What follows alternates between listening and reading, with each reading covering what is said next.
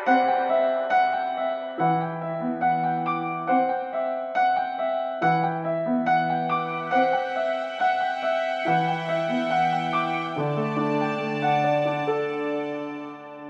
masa kita tak payah nak lengah-lengahkan masa, kita teruslah pada pembentangan terus. Sila, Fadil Mashkur. Terima kasih. Saya ucapkan terima kasih kepada saudara Wan Ji, teman-teman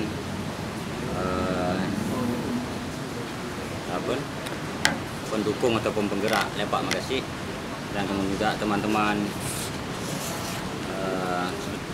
Pak Khalid yang datang sudi untuk berkongsi dengan saya, kemudian Rahmat, kawan lama saya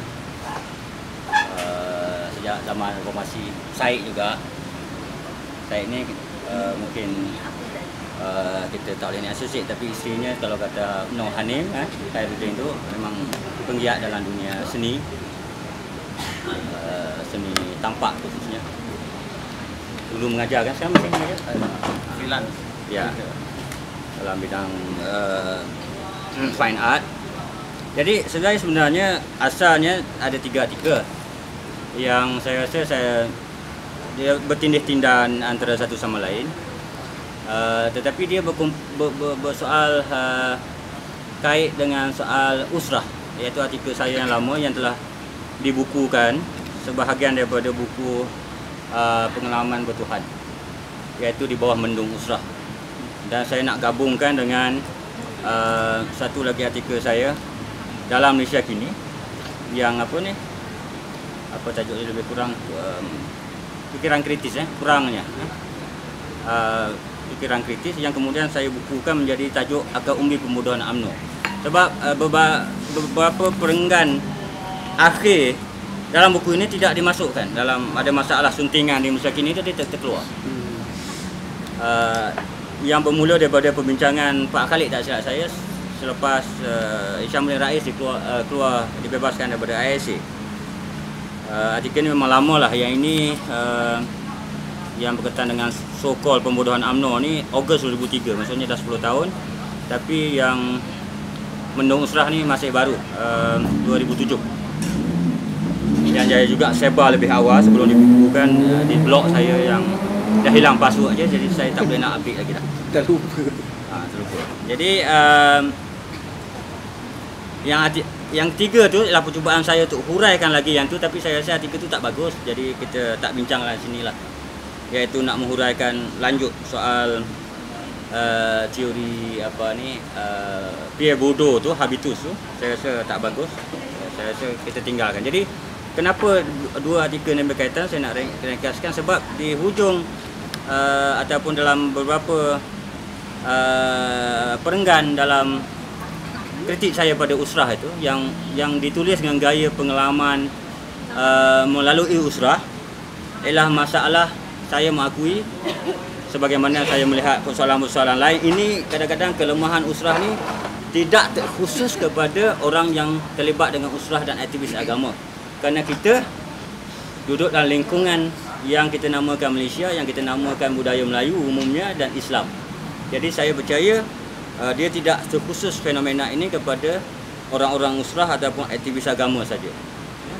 Dan saya terus akuilah, itu adalah pengalaman dan refleksi saya waktu terlibat dengan usrah dalam period yang lama adalah 80-an dan 90-an, sedikit 90-an awal, kurang lebih secara tak sampai 10 tahun ya. Dan bila saya melihatnya kembali, persoalan yang saya menjadi dan perlu dijelaskan, walaupun mungkin akan makan masa lebih dari 15 minit 20 minit ni, ialah sejak saya terlibat dengan peristiwa reformasi dan kemudian saya menjadi antara penggerak Malaysia Kini.com dan juga sebagai aktivis media, ialah saya cuba meneroka dan cuba memahami persoalan antara kuasa politik, antara perubahan politik, antara budaya, antara kesedaran dan kontrol kekangan-kekangan yang berlaku dalam masyarakat. Saya ingat sewaktu kita mula mendirikan Jalan Telawi, teman-teman Jalan Telawi, Pak Khalid, Hasmi, Mustaqim, Amir dan yang lain-lain, kita sampai kepada satu kesimpulan bahawa kekangan politik ini bukan fenomena pemerintah saja.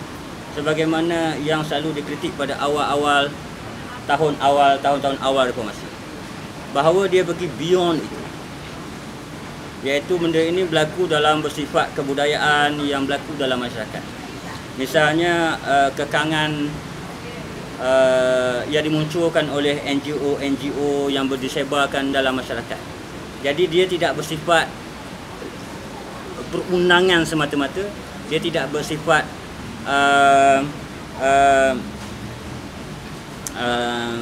institusi rasmi formal dan juga kuasa rasmi. Dia berada dalam masyarakat.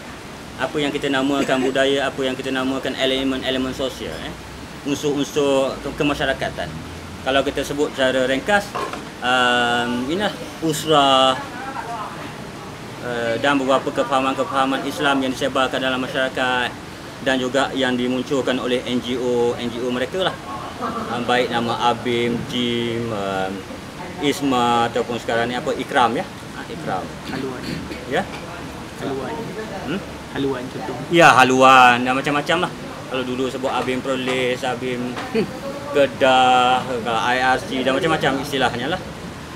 Jadi semua orang ini terlibat dengan usrah, tapi saya tidaklah bermaksud bahawa usrah itu salah atau betul. Dan nanti kata adakah program mingguan itu relevan atau tidak. Kritik saya ialah dari kefahaman aktivis Islam, dia memahami agama sebagai satu cara hidup. Dengan arti kata individu, keluarga dan masyarakat menghayati agama. Dan agama itu mesti sampai ke peringkat politik rasmi, iaitu mencapai kekuasaan dan merebut kekuasaan dan melaksanakan kekuasaan itu untuk kepentingan agama. Jadi salah satu sel utama ataupun asas tarbiyah gerakan Islam ini ialah usrah. Jadi dilema saya waktu-waktu itu ialah kenapa adisma yang sebegitu besar yang hendak diterapkan di peringkat negara dan di peringkat masyarakat, sel yang nak melahirkan kesedaran, nak memberi ilmu dan memberi pendidikan akliyah dan tarbiyah ni, ruhiyah ni, tarbiyah ruhiyah, maknawiyah tidak terlalu kecil selnya. Kadang-kadang kita di sekolah, saya terlibat sejak di sekolah lah mengikut artikel itu, dan di kampus juga tidak sepadan dengan ilmu iktisas ataupun profesional yang kita perolehi. Kita di sekolah menengah ada SPM, sekolah di universiti ada ijazah pertama, degree pertama lah, bachelor. Kemudian ada master, ada degree. Tetapi usrah balik-balik yang tu je. Umur 30-an, umur dah 40-an itu juga. Tidak ada peningkatan, tak ada duit seolah-olahnya untuk main benda-benda yang sama dan tidak sepadan bagi saya. Cakap-cakap dan retorik ataupun idealisme dalam bahasa yang mudahnya dan cantik untuk melaksanakan negara Islam dan untuk melaksanakan program-program keislaman. Jadi gap itu yang jadi memeningkan saya. Setiap kali kita tanya, ini menjadi pertanyaan saya sejak sekolah menengah, sejak di kampus, apakah misalnya pelaksanaan ekonomi Islam ataupun bentuk budaya yang bagaimana yang kita sokong, ya, teori-teori apakah yang kita boleh pegang dan kita boleh sebarkan untuk untuk disebar luaskan kefahaman Islam. Jadi benda tu terbatas. Jawapan yang saya boleh terbatas. Buku-buku dalam bahasa Melayu yang saya cuba baca juga terbatas. Jadi menjadikan saya ada dilema. Antara idealisme yang nak dicapai oleh gerakan Islam melalui sel usrah dia dengan apa yang ditorik politik dan retorik keagamaan yang disebarkan. Jadi saya rasa ini krisis besar. Kalaulah sel utama, pusat pendidikan utama gerakan Islam tidak dapat mendekati keperluan nak mendirikan sebuah negara. Jadi gap itu bagaimana? Kalau kita percaya proses perubahan sesuatu tamadun dan negara ini tidaklah datang daripada alam kosong. Ya. Sejumlah buku macam ni saya ni nak dijadikan negara. Tak mungkin. Ya. Dia mesti ada Hitler pun tak ada buku besar pun nak kira pun kan. Hitler pun tak ada buku besar lah. Ya buku dia lah. Kan tidaklah betul falsafah yang besar ya. Tapi kalau kita lihat dalam konteks pencerahan, dalam konteks Marxis ni pun ada debat-debat yang besar, pembincangan. Jadi saya bimbang kekurangan-kurangan ini akan berlaku tidak adil dan kezaliman kepada masyarakat apabila tidak ada teori-teori dukungan kepada projek Islamisasi ataupun projek negara Islam yang nak dibuat oleh aktivis-aktivis Islam lah. Jadi dari situlah saya rasa mesti ada masalah asas yang berlaku dalam usrah. Mesti ada satu yang silap dalam usrah yang saya rasa tidak dapat membekalkan. Maksudnya tidak dapat memberikan satu jambatan ilmu pengetahuan teoretikal antara usrah dengan proyeksi negara Islam. Dan bagaimana aktivis ini yang nak bergerak ni, yang hidup dalam usrah dapat memenuhi keperluan itu. Jadi saya rasa ini satu krisis. Dan saya juga sebut dalam artikel itu bahawa kadang-kadang orang terlibat usrah ni nak jadi baik saja, bukan nak berilmu pengetahuan, nak jadi aktivis yang menyedarkan orang lain. Jadi seolah-olahnya menjadi satu beban ataupun paradoks keislaman tu sendiri. Kita kata Islam satu cara hidup, kita nak terapkan Islam dalam konteks yang lebih luas, tapi tidak ada cukup ilmu untuk itu. Seolah-olah saya kata sebut awal tadi, seolah-olah tidak pernah graduate.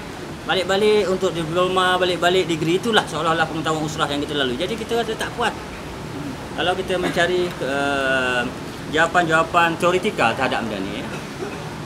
Jadi saya nak ringkaskan untuk malam ini saja. Masalah dasar dalam kefahaman aktivis Islam, khususnya yang terlibat dengan usrah dan juga yang terkena terpecikan perdebatan Islam ala gerakan Islam lah, ala usrah ni. Yang pertama saya ingat kita bermasalah memahami kekudusan agama. Pertama, iaitu kita tak dapat menjelaskan diri kita sebagai manusia yang ada elemen biologi dan intelektual kerohanian dengan kekudusan teks agama. Contoh yang paling simple begini ya. Kalau tu kita sebut alhamdulillah rabbil alamin, itu adakah kalam Tuhan ke kalam manusia? Kalam Bati Aris. Itu sacred ke human, profane? Bila kau keluar mulut kau bila keluar dari mulut kita tu profane. Profane atau kudus ataupun tidak kudus. Confusion itu datang daripada situ. Misalnya orang cakap kalau kita nak rumah tangga bahagia, kalau kita ada iman, rumah tangga kita bahagia. Padahal kita tahu orang bukan Islam pun berlambat rumah tangga dia bahagia. Macam mana boleh dikaitkan kan? Tapi maksudnya kita sebarkan propaganda agama tanpa asas sosial, tanpa ada pengalaman budaya dan sosial untuk jadikan propaganda agama. Ini contohnya. Contohnya ayat tadi itulah. Kalau ada iman, rumah tangga bahagia. Kita tahu dah ini bukan kata-kata agama yang keluar tu, bukan kata-kata agama walaupun bunyi agama. Sebab dia tidak berasaskan daripada pengalaman sosial, iaitu orang bukan Islam yang tidak beriman sebagaimana aktivis agama juga bahagia dengan cara, dengan etika dan sistem moral mereka lah. Moral mereka lah. Ya. Jadi inilah yang disebarkan oleh elemen usrah. Yang disebarkan oleh elemen usrah, yang disebarkan dalam retorik kuliah maghrib, yang disebarkan dalam program TV 9, yang disebarkan dalam forum perdana. Jadi orang bahagia, nak Islam lah kita ni. Kita nak Islam dah. Ini masalah yang saya rasa ini masalah. Kerana kita tidak menjadari betapa Islam itu juga ialah pengalaman manusia dan proses ketamadunan. Betapa sejumlah ilmu pengetahuan telah dibentuk untuk menjadikan Islam sebagaimana yang kita alami dan lalui sekarang. Itu yang kita sudah asli kerana Nusrah dan gerakan Islam tidak memberikan jambatan khazanah Islam ilmu klasik kepada kita. Tidak ada dalam bahasa Melayu, tidak ada. Misalnya saya ambil contoh yang relevan. Sebelum Kasim Ahmad menerbitkan buku Hadis Satu Penilaian semula, tidak ada, tak salah saya lah, kitab-kitab hadis yang popular yang boleh diakses dalam bahasa Melayu. Yang popular. Tapi bila digegarkan oleh Kasim Ahmad, siap jabatan-jabatan agama, tak silap saya pada waktu itu dalam period 3 hingga 5 tahun dan 10 tahun itu kurang-kurangnya ada 3 hingga 4 tutur. Sedangkan kita dah jadi Islam ni lama dah. Bukan kata selepas merdeka, sebelum merdeka, tapi tidak dipopularkan. Betapa gitu. Begitu juga debat tentang khazanah politik Islam. Walau semua orang Melayu dan Islam berminat dengan politik, tapi tidak ada khazanah. Jadi khazanah itu tidak melebar. Jadi perdebatan teorinya tidak melebar. Jadi bagi orang yang mencari-cari pandangan ini tidak dapat. Itu satu, ya. Soal kekudusan. Jadi dia tak dapat memisahkan antara diri dia sebagai manusia dengan elemen keagamaan.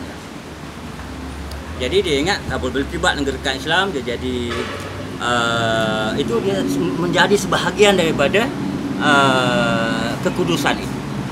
Saya menjawab benda ini dalam artikel saya yang lain lah, yang lebih saya rasa lebih baik. Tapi untuk malam ni itu saja. Nanti kita boleh soal jawab. Yang kedua, saya ingat soal kredibiliti tokoh-tokoh dan pemimpin-pemimpin yang terlibat dalam rangkaian usrah dan gerakan Islam.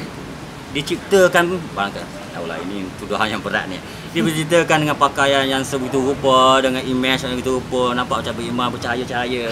Kan, ya? Yang menjadi orang tu, sikah. Percaya, kredibiliti itu.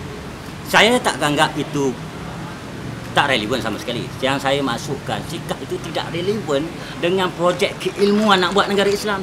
Kalau saya percaya Wanji dia selalu semayang, cahaya ada mata dia tu, so what? Maksudnya, so what? Cing hitam. Atau dah hitam, atau so what? Kewarakan tu, konsep credibility pemimpin dekat tokoh tu, so what?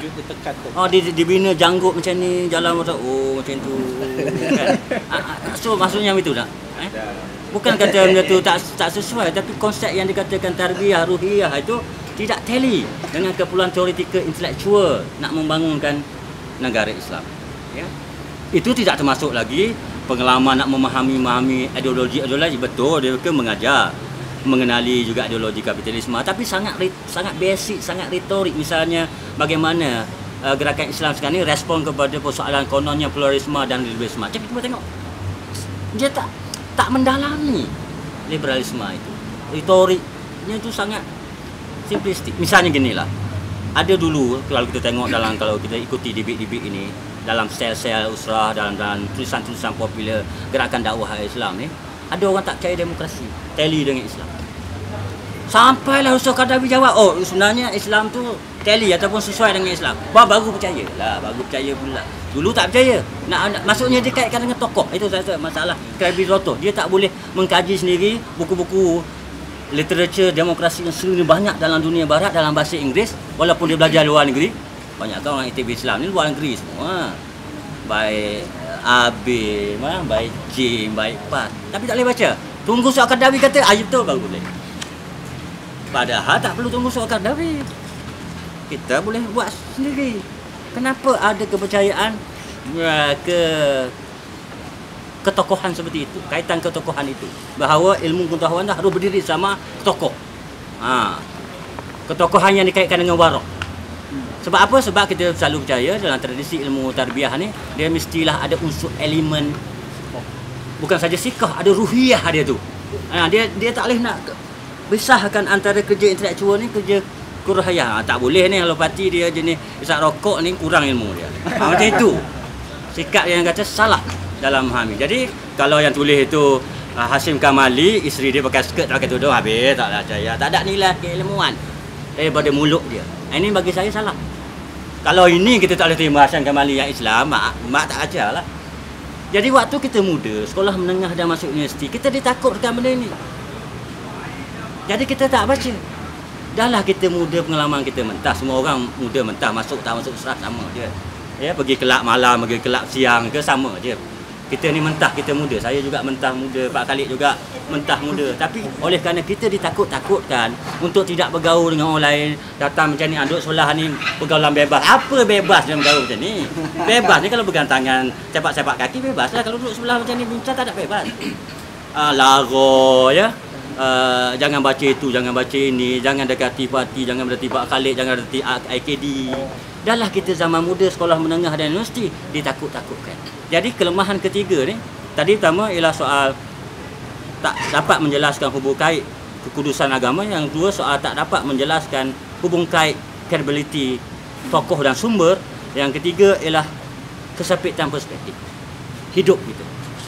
Jadi waktu kita duduk dalam dunia usrah tu, kita syok lah. Saya baca beberapa blog dan ada video short film yang mempromosi usrah, insaf, memang bagus. Sekarang dah canggih dengan adanya teknologi dan bakat orang-orang aktivis Islam ni, tapi dalam masih retorik yang sama.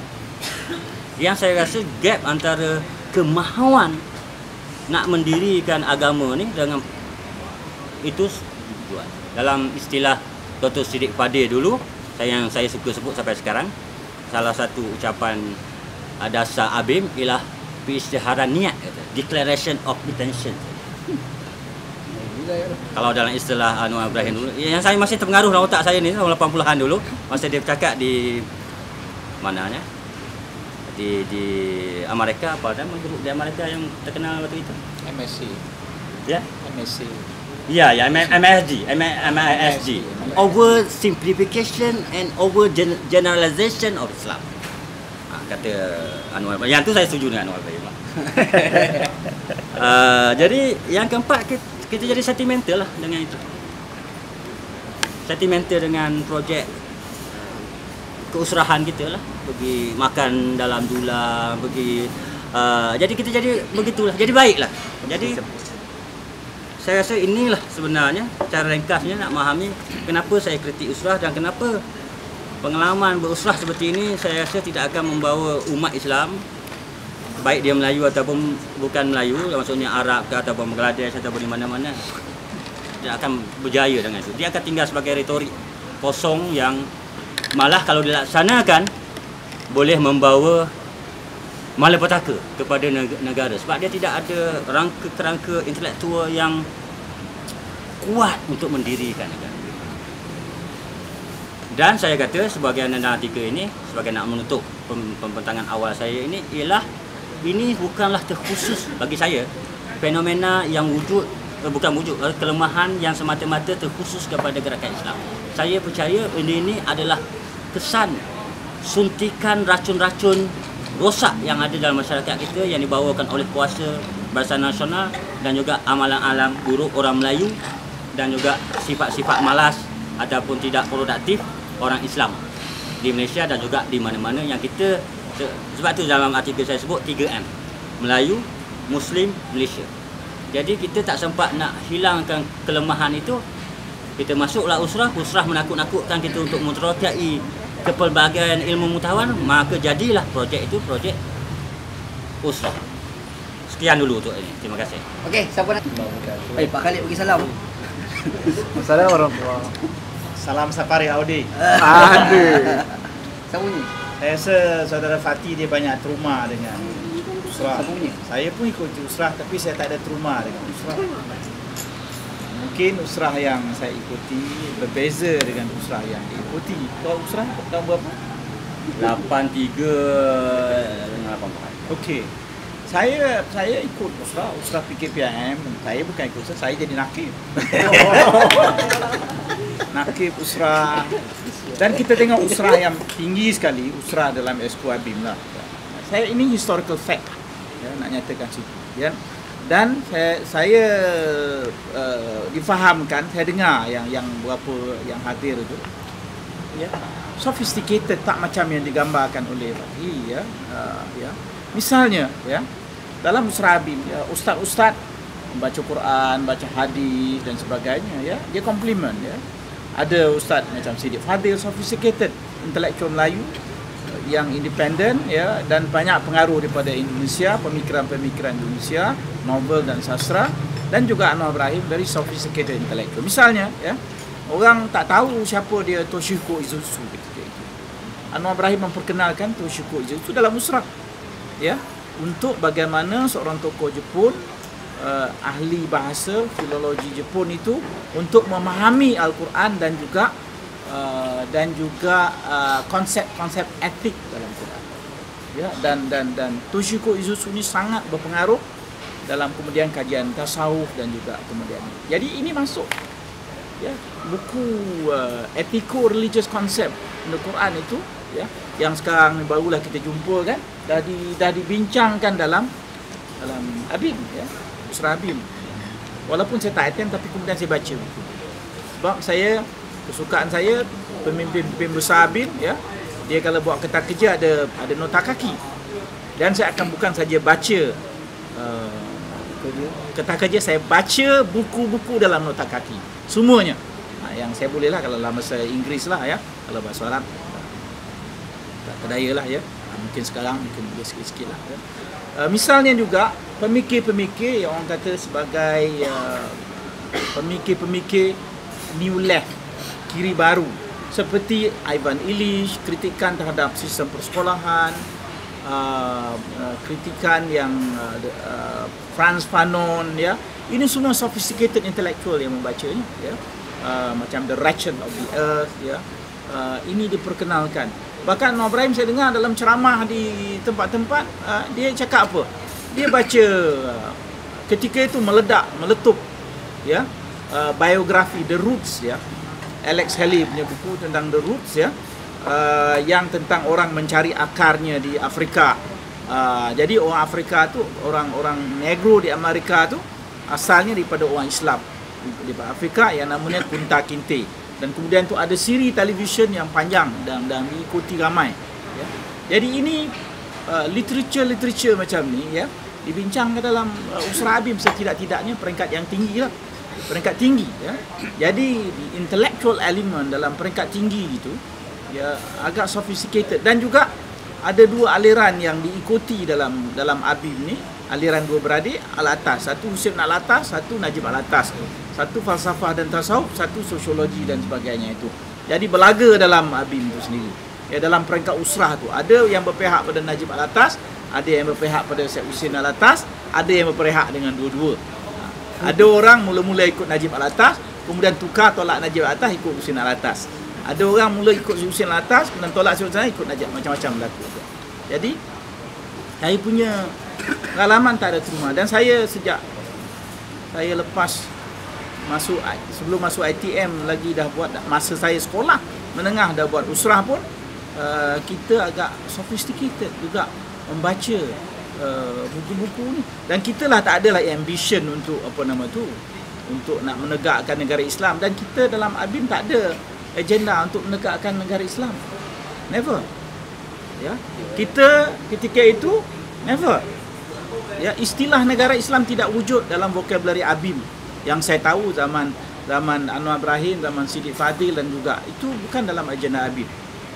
Tetapi intellectual empowerment itu, ya, kesedaran moral, kesedaran sosial itu memang kuat ditanamkan, ya. Jadi saya jadi student leader dekat ITM pun, saya usrah saya selain pada usrah baca buku-buku dan sebagainya itu, saya juga menerangkan Ivan Illich, Paulo Freire, Frantz Fanon. Walaupun kebanyakan tak baca, tapi dia orang dengar nama tu dia orang sonok sikitlah, kan. Alex Haley, Malcolm X, ya, autobiografi Malcolm X, itu semua kita. Mungkin dalam usrah-usrah PAS tak ada, tapi dalam usrah-usrah Abim at that certain level ada benda tu.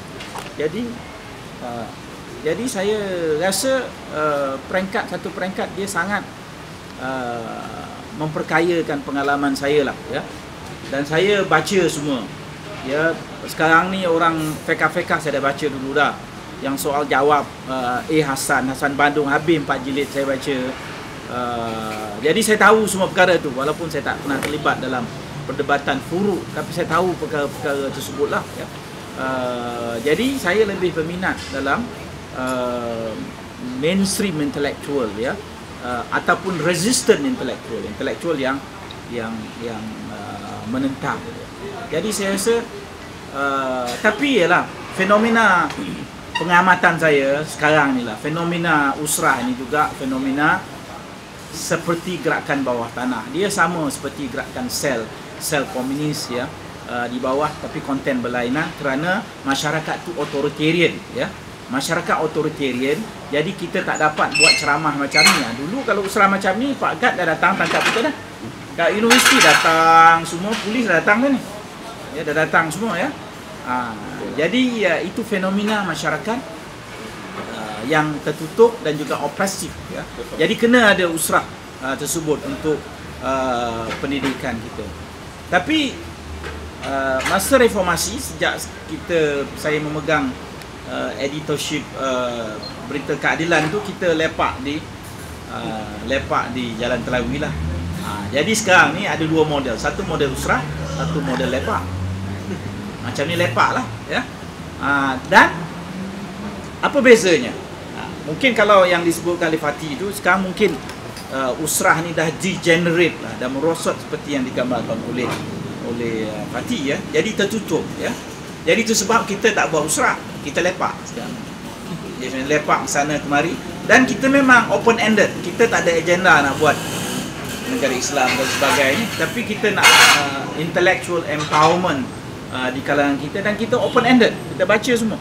Kita perkenal idea-idea baru ya, daripada liberalisme, pencerahan, kosmopolitanisme, pluralisme, bercakap tentang muzik, bercakap tentang sastra, bercakap pasal teater, semua cara-cara tak langsung lah, lepak-lepak macam ni. Dan kemudian maling-maling tu masing-masing balik baca buku lah, ataupun Google dan sebagainya, cari maklumat tersebut. Jadi saya rasa tapi sekarang ni saya difahamkan lah, ada institusi tentu usrah ni dah jadi instrumen oppression sekarang, dah jadi wajib ya. Dulu usrah ni elemen resistant ya, kita nak melawan authority, universiti HEP dan sebagainya itu, kita buat kumpulan-kumpulan usrah ya. Bila nak buat demo ni, ahli-ahli usrah lah yang akan buat demo ya. Sekarang ini usrah ni diwajibkan masuk credit hour. Jadi bila orang nak ada demo, usrah ni akan digunakan untuk kata jangan pergi demo. Dulu usrah ajak orang pergi demo, sekarang ni jangan pergi demo. Jadi berbeza suasana. Oleh itu kita kena buat cara yang baru, masyarakat yang lebih terbuka, yang open ended, dan kita punya literature lebih pelbagai ya. Kita baca Ibn Arabi, kita baca Karl Marx, kita baca Said Qutb, kita baca Mahmud Taha, kita baca Adam Smith dan sebagainya, baca Shatibi dan sebagainya. Jadi pelbagai. Saya rasa bentuk yang kita nak bawa ini, yang termasuk lepak makasid ni, lebih enriching, dan liberating, membebaskan. Kerana dia liberating, membebaskan, ada kumpulan-kumpulan pihak-pihak yang nak mengongkong pemikiran orang, dia takut. Dia kata macam tu, dia ditohmah macam-macam. Jadi maknanya kalau kita ditohmah tu, maknanya kita ada pengaruh lah. Okey, lain ada. Dia isu ni bukan isu usrah. Dia isu lah, isu nakib yang malam membaca. Maka dia bawa lah idea-idea yang menjumurkan, memudohkan, atau macam mana? Sila. Boleh lah, sebab setiap setiap usrah tu diketuai atau dikepalai oleh seorang nakib. Tapi yang maksud saya ialah dia tidak ada proses graduasi. Nakib tu sendiri tidak ditrain, dia tak ada konsep training dia trainer. Jadi hierarki dalam usrah tu, daripada atas yang bagian yang disebut oleh Pak Khalid tadi, atas tu elit pemimpin barangkali ada akses kepada pemikiran-pemikiran lain, tetapi bila sampai ke peringkat tengah, sampai ke peringkat bawah, dia dah selalu cair, dan sehingga kan menjadi elemen kekangan dan kongkongan. Maksudnya bukan kongkongan, maksudnya kita nak jadi Islam dan kita tidak mau berinteraksi dengan orang lain, sebab tu kita tidak mempunyai cukup panduan untuk berinteraksi. Jadi kita misalnya gini ya, kita ditrain secara ikhtisas, ada degree dalam bidang profesional, dan kita masuk pejabat dalam bidang profesional berinteraksi dengan orang lain. Tapi pengalaman berusrah itu, pengalaman agama yang berbekal usrah tidak support keperluan itu. Kalau kita dah jadi manager di satu-satu company yang berpengaruh, tapi usrah kita tak support keperluan itu, keperluan ilmu pengetahuan, kemampuan karakter pun malah pembentukan karakter itu. Yang membentuk itu kadang-kadang karakter diri kita sendiri. Kalau saya ada kepimpinan yang baik, saya masuk dalam usrah, jadilah usrah saya baik. Kalau saya tak ada kepimpinan, usrah saya tak boleh membantu menjadi saya satu manusia baru daripada pengalaman itu. Jadi saya tikaikan tadi, bagaimanakah elemen pendidikan tarbiyah, ruhiyah, usrah ni, ma'nawiyah ini boleh bawa erti pada kita.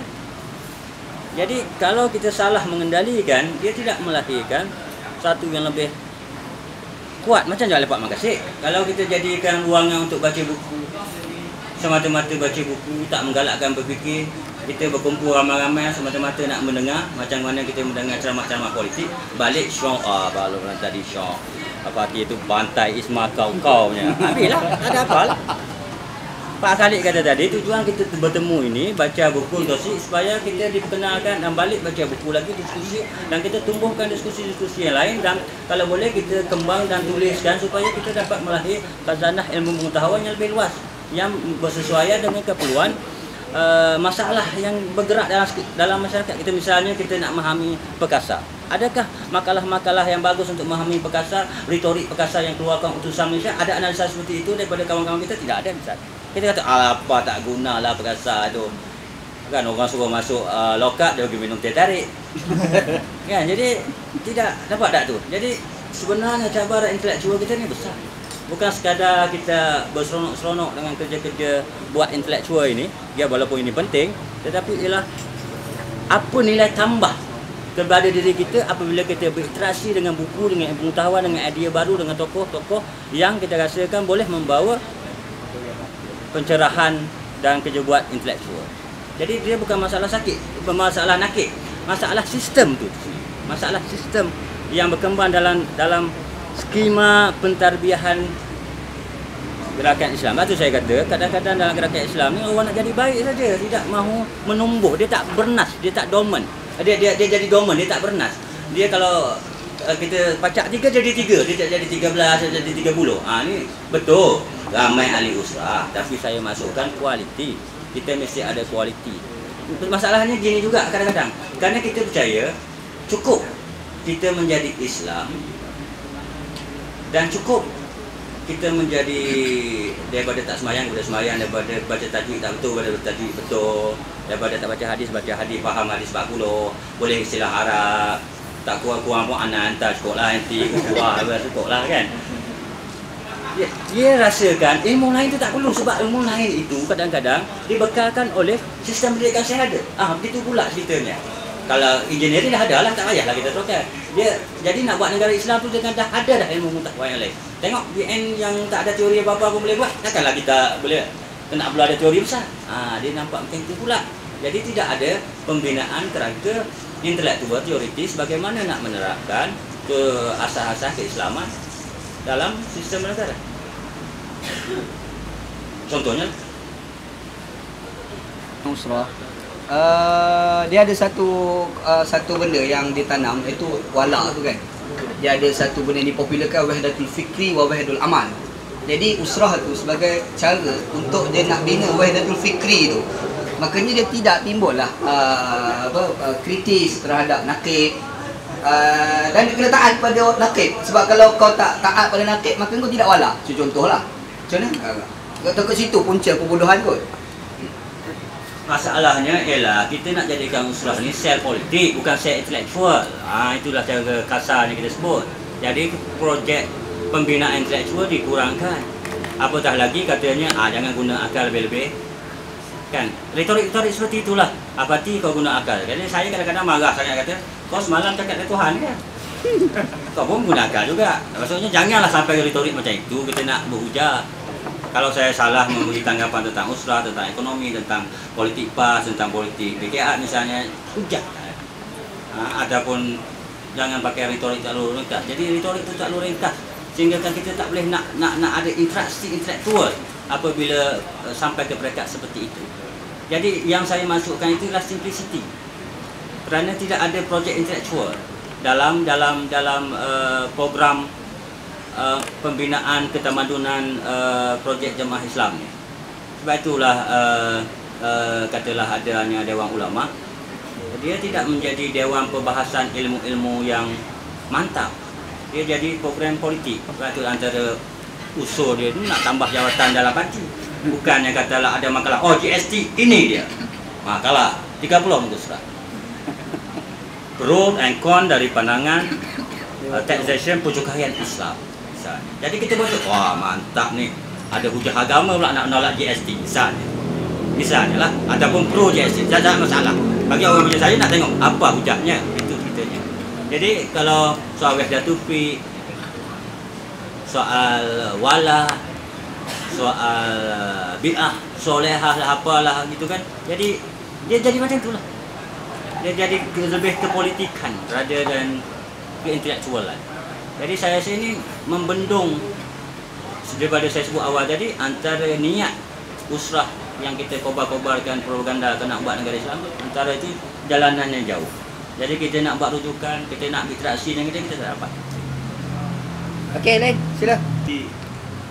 Sama kalau kita biasa usrah ni. Aku kau. Anak-anak. Takkan menteng. Dia tak beza macam dogma lah. Maksudnya gerakan Islam, gerakan Islam yang bawah dan menjadi satu dogma. Bila usrah dia hanya proses pengindoktrinasi. Indoktrinasi. Apa beza dia lah? Super kot. Kita kena ubah sikit konsep dogma tu. Dogma tu selalu dikaitkan dengan keagamaan ya. Yang saya masukkan dogma ni begini. Kalau liberal, kita ngajar orang liberal dan dia setakat habis daripada buku ini sampai buku ini, tak boleh terapkan, tak boleh berkembang, itu dogma. Dogma liberal tu dia. Kalau dituduh sebarkan gaya lepak makasih, dogma lepak makasih. Dan dia akan jadi fundamentalis lah. Sebagai ideologi lah maksudnya Islam jadi ideologi. Ideologi tu faham maksudnya lebih luas, lebih dinamik. Tapi dia setakat tampalan saja sebab ini kita warisi dari tampalan kerja gerak pengalaman sosial budaya kita sendiri. Iaitu kita memang betul sebahagian dari proses dewasa ini ialah meniru. Ya, kita faham. Tetapi kita puas hati sekadar meniru saja. Kita masuk kampus, apa saja yang dikuliahkan oleh pensyarah kita, nota kuliah kita dan textbook, setakat itulah kita tak terokak lain. Kita masuk usrah pun macam itu juga. Kita belajar daripada lepak magasih pun macam itu juga jadinya. Pergi sekolah politik pun macam itu juga. Inilah bagi saya masalah mendasar yang berlaku pada usrah, yang berlaku pada anak muda, yang berlaku pada NGO-NGO. Dia isu ni kalau kita gunakan akal, ditakuti sesat. Macam mana agak? Dia berlaku kan? Ini memang dilema dalam gerakan Islam. Kalau kita ajar guna akal, tak boleh nanti jadi sesat. Jadi baik kita ikut dia ustaz tu cakap. Macam tu. Ini masalah sesat tak sesat ini masalah kebimbangan yang diciptakan. Kita tahu kalau saya orang liberal ni, kalau kita quote John Stuart Mill, kata kebaikan intelektual yang pada diri kita itu ialah kita boleh lakukan kesilapan memahami diri kita sendiri. Itu lebih baik daripada kita percaya cakap orang lain bulat-bulat begitu semua. Bagaimana kita percaya sumber itu sahih, bagaimana apa yang saya sampaikan ini sahih.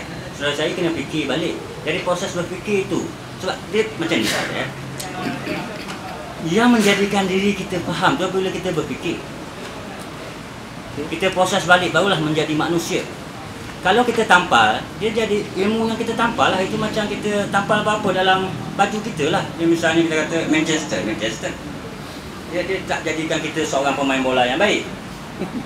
Itu maksud saya. Itu usrah. Dia bagi jadi usrah tu atau terlibat lepak-lepak macam ni, kalau kita salah buat, dia akan jadi pakai t-shirt saja. Dia jadi label dan jadi penerapan itu. Dia tak jadi kita lebih pandai main bola sepak ataupun memahami industri bola sepak dan mula membuat kelab bola sepak dan mengurus bola sepak yang baik.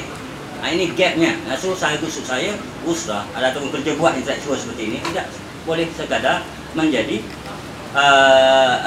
pemakai t-shirt usrah. Maksud saya, kita jangan jadi orang yang mengguna kereta tanpa memahami apa pun asas enjinnya. Kita menjadi consumer of ideas tanpa kita boleh regenerate dan reinterpret dalam konteks. Kerana kita berdepan masalah sehari-harian. Kita sebagai manusia tahu nak menyelesaikan masalah, tertarik sini sedap ke, tertarik sana sedap dan apa-apa lagi. Tapi dalam konteks kerja buat intelektual keilmuan kita, berinteraksi dengan usrah ataupun bukan usrah, kerja NGO, kerja politik, kerja Pakatan Pembangkang dan segala macam, kita dah tak tahu, tak kreatif. Kita dah jadi tak kreatif. Yang tu saya sebut awal tadi, saya bimbang ni bukan usrah saja, ini gejala yang kadang-kadang fenomena. Oleh kerana saya berinteraksi sebahagian besar hidup saya ni dengan orang Melayu dan orang Islam, memang saya nampak itulah masalah. Barangkali juga barangkali berlaku juga dalam kaum-kaum lain di Malaysia. Jadi saya rasa ada pattern itu, pattern yang kalau dalam teori Bodo ni, walaupun saya tak menguasai sepenuhnya lagi, ialah habitus itu, iaitu kita dah tak tahu dah sebenarnya apa yang membentuk diri kita jadi begitu. Ada benda yang hidden dalam tradisi dan konvensi amalan alam biasa yang membentuk diri. Okey, right. Baik, boleh. Saya rasa kita kena beranjak daripada Perbincangan begini. prinsip wahdatul fiqh yang dianjurkan itu. Kita kena beranjak kepada ta'adudul fiqh, iaitu kepelbagaian pemikiran daripada wahdatul fiqh. Ya. Jadi saya memang menganjurkan dari dulu, ya. Saya tak mahu kawan-kawan saya sama dengan saya, kita debat, kita bincang, ya. Kalau dia ada saya tak dapat yakinkan dia dengan pendirian ni, tak apalah, kau teruskanlah dengan pendirian kamu. Saya tak mahu jadi mahaguru kepada anak-anak murid yang mesti tunduk, mesti sehaluan dengan saya, tapi mesti berdebat. Kalau saya kalah, okey, tak apalah, kamu go ahead lah dengan pemikiran kamu, kan? Jadi begini, itu sebab kita dalam sistem-sistem usrah kita kurang yang digambarkan oleh Fatih, kurang pengeluaran ilmu, production of knowledge. Ya, tak ada yang semua nak ikut ustaz ajalah tulis buku, ya. Tak ada bawah tulis buku. Pengalaman saya semua, Fatih tulis buku, ya. Hashmi nak kumpulkan artikelnya, keluar buku. Iqmal terjemah buku Ibn Arabi dan kemudian akan tulis buku, ya. Itu juga yang bukan Melayu pun, Cina yang sama, Jalan Telawi ni bukan Melayu saja, ya, Cina pun ada. Clarissa Lee sekarang buat PhD, ya. Dia menulis dalam Telawi dengan bahasa Melayu yang sangat menarik, ya, mengagumkan, dan saya pun agak cemburu, ya. Dia latihan daripada fizik, ya. Boleh tulis cerpen, ya. Jadi production of knowledge. Saya rasa kalau kita mengambil kaedah ini, akan lebih banyak ilmu keluar, ya. Saya tulis buku, Fatih tulis buku, lahirkan buku, kumpulan-kumpulan esei kita kumpul jadi buku, Hashmi tulis buku, Hanam tulis buku, Iqmal tulis buku dan sebagainya. Jadi semua kita melahirkan penulis-penulis buku yang melalui cara-cara kita berbincang dan lepak. Tetapi we are very serious tau. Jangan kita lepak ni relax, tapi balik baca buku sampai pukul 3 pagi mentelaah dan sebagainya itu. Ya, bukan itu saja, ya. Jadi we are very serious. Cuma kita berjumpa ni relax, santai-santai untuk bertukar-tukar fikiran, ya. Kita bukan nak cari anak murid ataupun nak create anak murid, ya. Kita tak ada intention untuk create anak murid. Kita nak mencipta independent mind, intellectual empowerment. Jadi kita cara itu yang kita nak buat, yang kita minta dikala yang daripada makasid ni, daripada ni akan lahir yang menterjemah buku ataupun menulis buku sendiri. Saya rasa ini yang penting yang akan membeza kalau ada anjakan, ya, daripada sistem dulu pada sekarang ialah tentang production of knowledge, ya, dan juga kepelbagaian pandangan yang muncul. Misalnya saya minta baca dalam Jalan Telawi, saudara Khairul Anam sedang buat PhD sekarang ni, dia tulis satu artikel yang sangat menarik dan saya rasa akan kontroversial, ya. Allah daripada sudut bahasa dan fikiran, ya. Dia mengambil teknik, ya, philosophy of language, falsafah bahasa, ya, sangat menarik yang belum digunakan, approach yang belum digunakan dalam perdebatan Islam. Ya. Okey, saya nak komen sikit apa yang disebutkan oleh Wan Ji tadi tentang takut sesat, ya. Jadi ikut saja guru. Mana kita tahu guru kita tak sesat? Contohnya, imam besar akidah Ahli Sunnah wal Jamaah Abu Hasan Asy'ari, ya, betul kan? Dia guru dia Mu'tazilah. Orang kata sesat lah, saya tak kata sesat. Guru dia, ya, guru dia sesat. Kalau ikut Ahli Sunnah wal Jamaah sesat lah. Dia yang tak sesat. Jadi mana kita tahu yang ustaz tu tak sesat, sesat tidak, murid sesat tidak. Jadi nak tahu ini perbezaan ini ialah melalui perdebatan, ya. Jadi berlaku perdebatan antara Abu Hasan Asy'ari dengan Al-Jubai, ya. Al-Jubai dengan kisah yang popular sekali. Saya nak cerita sikit boleh ya ustaz ya? Saya belajar mukalam ni. Belajar sendiri, tak ada ustaz. Orang kata tak ada guru, sesat. Saya belajar banyak belajar. Jadi kisahnya begini, ya. Jadi kita dengar hari ni kita sesat. Kisahnya begini. Ya. Ahli Mu'tazilah mengatakan Mu'tazilah ni ahli tentang keadilan, al-haq wal adl. Prinsip dia lah kebenaran dan keadilan. Yang Abi buat dululah Mu'tazilah itu. Jadi dia kata Tuhan itu wajib bersifat adil. Kata Ahli Sunnah kata tak boleh, Tuhan tu terpulang pada dia, kita makhluk dia. Tapi tidak, Mu'tazilah kata wajib bersifat adil. Ya, wajib Tuhan bersifat adil. Okeylah macam tu, ya. Jadi kata ambil kes tiga adik beradik. Ya, Abu Hasan tanya pada gurunya. Yang pertama, dia besar, lahir besar, dewasa dan jadi seorang yang alim dan warak. Apa hukuman dia?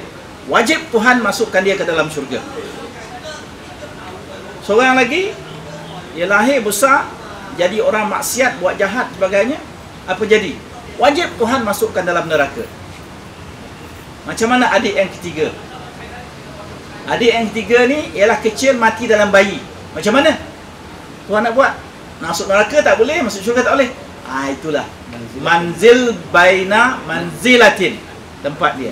Di satu tempat, al-manzilu baina manzilatin. Betul Ustaz ya? Manzilatin dua. Satu tempat antara dua tempat. Syurga pun tidak, neraka pun tidak. Nanti adik yang bayi itu akan komplain, Tuhan tak adil ni. Tak adil ni. Ya, kenapa kamu tak besarkan saya? Ya, sampai dewasa saya buat baik dan masuk syurga. Adalah duduk antara neraka pun tidak, syurga pun tidak. Tuhan jawab macam mana? Dia kata, maknanya aku tahu Tuhan tu ada ilmu, dah ada foreknowledge, tahu kamu besar nanti akan jadi jahat, jadi masuk neraka. Baiklah kamu duduk antara dua tempat ni. Syurga pun tidak, neraka tidak. Jadi abang dia masuk neraka tu menjerit dengan Tuhan. Kenapa kamu tahu aku besar nanti akan masuk neraka, kamu tak matikan aku masa kecil? Jadi tak dapat jawab perkara ini. Jadi collapse. Teori mengatakan Tuhan itu wajib bersikap adil kerana tak dapat menjelaskan dengan sepenuhnya. Jadi Abu Hasan Asy'ari pun meninggalkan gurunya Al-Jubai dan membuat mazhab Ahli Sunnah wal Jamaah yang kita ikut. Jadi guru dia sesat. Ya, jadi macam tu. Jadi tak semestinya guru betul dengan anak murid. Kadang anak murid betul daripada guru. Jadi kita jangan takutlah. Jangan takut. Kita mesti menggunakan hujah kita, memperkukuhkan hujah kita dengan Quran dan hadis dan juga akal. Kita jangan takut. Jadi dalam menuntut ilmu ni tak boleh ada ketakutan. Kalau tak, kita maju, tak maju.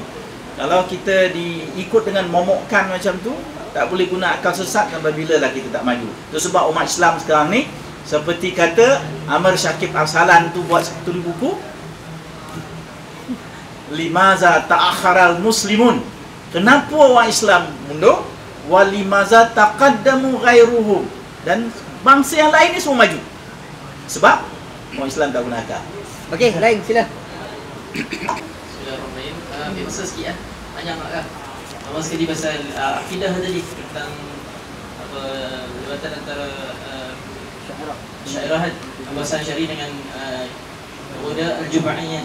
Sama sekali kita tengok sebab itulah bila tengok akidah yang diperkenalkan oleh bahasa Syari tu, Tauhid 20 tu, dia lebih bersifat ilmu kalam dan berhujah Allah wujud kita baqa. Sebab apa? Pada zaman itu kan orang berhujah dengan hujah akal. Kan? Jadi bila sampai zaman Ibn Taymiyah, dia memperkenalkan Tauhid 3 tu. Uluhiyah, Rububiyah, Asma wa Sifat. Dan memang berdasarkan dalil-dalil Al-Quran dan Sunnah. Jadi sedikitlah, bukan pemutalan, sedikit orang kata apa, penambahbaikan lah. Disebut pengasas Ahli Sunnah wal Jamaah tu. Sebenarnya Abu Hasan Asy'ari sebenarnya dia menimbulkan semula balik ajaran Ahli Sunnah wal Jamaah. Sebab kalau kita kata dia pengasas Ahli Sunnah wal Jamaah, timbul persoalan baru, iaitu bagaimana sahabat-sahabat sebelum ni, adakah mereka tidak Ahli Sunnah wal Jamaah kan? Jadi sebenarnya Abu Hasan Asy'ari dia menimbulkan semula ajaran tu. Okey. Satu. Lepas tu sedikitlah tentang usrah. Sebenarnya kita tadi saya tangkap satu kata-kata Fatih Haris, dia kata apa, orang mengikut tanpa asas dia. Saya pegang kata kunci, ikut tanpa asas. Jadi bila kita tengok sebenarnya ramai yang buta sejarah usrah. Sedikit saya cerita tentang sejarah usrah. Sebenarnya usrah ni adalah nama lain yang diberikan oleh Imam Hasan Al-Banna. Kalau kita tengok sejarah dia adalah waktu zaman Nabi lagi. Okey, saya cerita sikitlah sebab apa zaman sekarang banyak guna usrah. Okey. Kita tengok zaman sekarang ni, betul tak? Setuju tak saya kata kalau zaman sekarang ni adalah zaman yang sama dengan zaman jahiliyah ketika zaman Nabi dulu. Kita ambil fakta kes satu, antara contohnya perzinaan. Kalau zaman dulu bila berlaku perzinaan, kan, bila mana anak yang lahir tu, kan, anak yang lahir tu, jadi si wanita yang lahirkan anak tu, jadi dia akan pilih siapa lelaki yang berzina dengan dia. Jadi orang tu akan bertanggungjawab terhadap anak tu. Tapi zaman sekarang pula, bila lahir anak yang luar nikah, tak tahu siapa bapa dia. Menunjukkan itu satu kes. Kes yang kedua pula, kan, kalau zaman dulu bayi apa yang dibunuh? Bayi yang dibunuh adalah bayi perempuan. Tapi zaman sekarang bayi yang dibunuh adalah lelaki dan perempuan. Dan bila kita tengok sejarah, menunjukkan zaman sekarang jahiliyah dah sama dengan zaman Nabi dulu. So bila kita refleksi lah, kita tengok macam mana Nabi settlekan masalah jahiliyah waktu itu, kan? Itu Nabi menggunakan kaedah sirriyah, kan? Macam Nabi mengumpulkan orang di rumah Al-Arqam bin Al-Arqam, kan? Dan memang terbukti orang-orang yang dilahirkan melalui kaedah sirriyah ini, ataupun bahasa lainnya as-sabiqun al-awwalun, antaranya ada 4 orang, Abu Bakar, Ali, Zaid bin Sabit, lepas tu Khadijah. Setiap orang ni ada fikir-fikir dia mewakili orang kata apa, golongan-golongan itu. Contoh Abu Bakar, dia mewakili golongan bangsawan. Ali mewakili golongan pemuda. Zaid bin Sabit mewakili golongan kanak-kanak. Khadijah mewakili golongan wanita. Dan terbukti orang yang Nabi yang menjadi produk kaedah sirriyah ni, dia kekal sampai dia akhir hayat. Tetapi orang yang masuk Islam yang melalui kaedah jahar, dia orang tak kekal lama. Sebab tu bila Nabi wafat, munculnya golongan-golongan riddah, golongan murtad. Dan lepas pada zaman tu sikitlah Mu'tazilah muncul dan macam-macam. Sebab tu pada saya lah, sebenarnya pada saya rasa kita salah faham tentang usrah tu satu. Lepas tu sebenarnya kadang-kadang kita sebagai mutarabbi ataupun anak usrah, kita tak mendapat hak kita. Mana kata nakib tu sendiri dia tak bagi hak kepada kita. Jadi kita judge satu tu benda tu berdasarkan nakib kita saja. So nakib kita tak bagi hak, kita kata sistem usrah tak okey. So saya ambil contoh Islam lah, kan. Ustaz saya ni macam ni bagi salah, so Islam tak okey. So saya boleh beri ada contoh, kan. Tapi bukan masalah usrah, masalah dia nakib. Sebenarnya kalau kita teliti macam mana ikhwan memastikan orang-orang yang menjadi nakib, antara syarat ataupun kriteria dia nak menjadi nakib, dia perlu memiliki 10 mawsafat tarbiyah. 10 mawsafat tu antara dia menjaga masa, harisun ala waqtihi, kan, salimul akidah yang sejahtera. Kalau akidah dia tak betul, macam mana dia nak bagi anak usrah dia ni, kan. Dan antara boleh nak tengok 10 mawsafat, kalau nak sebut malam ni memang tak habis lah. Cuma saya nak minta lah satu di Sidut Abim, kan. Kalau dulu saya pun pernah join Abim, dan kronologi saya tengok usrah tu diubah suai, kan. Lepas tu saya tengok memang dia berlaku pada golongan-golongan atas. Golongan-golongan bawah memang tak ada usrah. Tu tak tahulah kalau Pak Khalid nak perbetulkan saya Lepas tu saya nak minta satu je dekat Fatih Haris. Kalau awak kata sistem usrah ni tak melahirkan individu-individu yang baik, saya minta tolong bagi satu sistem ataupun sistem yang menggantikan sistem ultra yang confirm akan melahirkan orang-orang yang baik, yang soleh dan musleh, membaikkan orang lain. Kalau sebenarnya kalau kita tengok kan, kalau semua orang berfikiran macam Fatih Haris, okey, manusia jadi Melayu kena jadi Melayu yang produktif, Melayu yang hebat, Melayu yang sekian. Kalau semua orang berfikiran macam tu tak apa. Tapi sekarang ni kan golongan intelektual sendiri pun dia orang terikat dengan pemikiran orang. Kan? Jadi saya minta lah kat Saudara Fatih Haris, kalau kata sistem usrah tu tak okey, usrah tu bermasalah, tolong bagi satu kaedah penyelesaian yang mana siapa ikut selepas ni confirm akan melahirkan orang yang paling baik di bumi Malaysia ni. Itu saja saya terima kasih. Tak kata usrah tak melahirkan orang yang baik. Saya kata usrah melahirkan orang yang nak jadi baik saja. Dan memang dia berjaya melahirkan orang jadi baik. Saya kata masalah usrah adalah bagaimana nak memprojeksikan idealisme Islam. Contoh dalam retorik gerakan Islam bila nak mendirikan negara Islam, tidak ada ilmu pengetahuan yang boleh merapatkan jurang. Jadi baik ni ramai kelompok. Yang saya nak beritahu juga, tanpa usrah pun beribu-ribu orang jadi baik. Jadi apa bezanya terlibat dengan usrah? Orang bukan Islam lebih baik. Ini satu sel gerakan politik, iaitu bukan saja kekuasaan, tetapi dalam konteks di Malaysia ini dia menjadi projek untuk merapas kekuasaan tanpa membanyakkan perbahasan tentang ilmu-ilmu. Itu yang akhir lah. Yang pertama tentang usrah, saya dah kata tadi.